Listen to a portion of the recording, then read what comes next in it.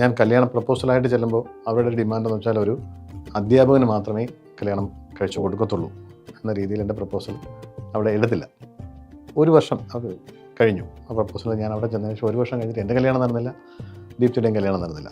അപ്പോൾ അവർ പിന്നെ റീതിങ്ക് ചെയ്തു. ഇപ്പം അധ്യാപകനെ കിട്ടിയില്ല, ഒരു ഗവൺമെൻറ് ഉദ്യോഗസ്ഥനാണല്ലോ ഞാൻ, അപ്പം ഗവൺമെൻറ് ഉദ്യോഗസ്ഥനെ ഒന്ന് പരിഗണിച്ചാലോ എന്ന് പറഞ്ഞ് രണ്ടാമത് റീഡയറക്റ്റ് ഒന്ന് വന്ന ആലോചനയാണ് നമ്മൾ മാരേജിലായിട്ട് എത്തിയത്. അതിനുശേഷമാണ് താങ്കൾ പോയി പറയാൻ പോകുന്നത് ബിസിനസ് തുടങ്ങാൻ. അതെ. കഴിഞ്ഞ് ഒരു വർഷം കഴിഞ്ഞപ്പോൾ 2008 ആയപ്പോൾ ഞാൻ പറയുകയാണ് ഞാൻ ബിസിനസ് തുടങ്ങുമെന്ന് പറയുന്നത് രാജിവെക്കാൻ പോവാണ് ഗവൺമെന്റ് ജോലി. അതെ അങ്ങനെ ചെയ്യേണ്ടി വരുമെന്നല്ലോ. അപ്പോൾ അത് പറഞ്ഞപ്പോൾ അവിടെ ഒരു തീർച്ചയായിട്ടും അവരുടെ പ്രതീക്ഷകളല്ല. അവളുടെ അച്ഛൻ, വൈഫിൻ്റെ അച്ഛൻ ട്രഷറി ഓഫീസറാണ്, ഗവൺമെൻറ് ഉദ്യോഗസ്ഥനാണ്, വൈഫിനെ ടീച്ചറാക്കി, മരുമകനും ഗവൺമെൻറ് ഉദ്യോഗസ്ഥനാണെന്ന രീതിയിൽ നിൽക്കുമ്പോൾ അത് കളയുന്നതെന്ന് പറയുമ്പോൾ പെട്ടെന്നൊരു പ്രശ്നം ഉണ്ടാവില്ല. അപ്പോൾ ആ പ്രശ്നം അവിടെ ഉണ്ടായി. പക്ഷേ വളരെ കാര്യമായിട്ട് ഞാൻ പറഞ്ഞ് മനസ്സിലാക്കി. അപ്പം ഇപ്പോൾ നമുക്ക് ബിസിനസ് തുടങ്ങാനും വൈഫിൻ്റെ കുറച്ച് ഗോൾഡൊക്കെ നമ്മൾ കൊണ്ടുപോയി സപ്പോർട്ടീവായിരുന്നു. സപ്പോർട്ടീവായിരുന്നു. ലാസ്റ്റ് നമ്മൾ കൺവിൻസ് ചെയ്ത് എടുക്കുകയാണ് ഉണ്ടായത്.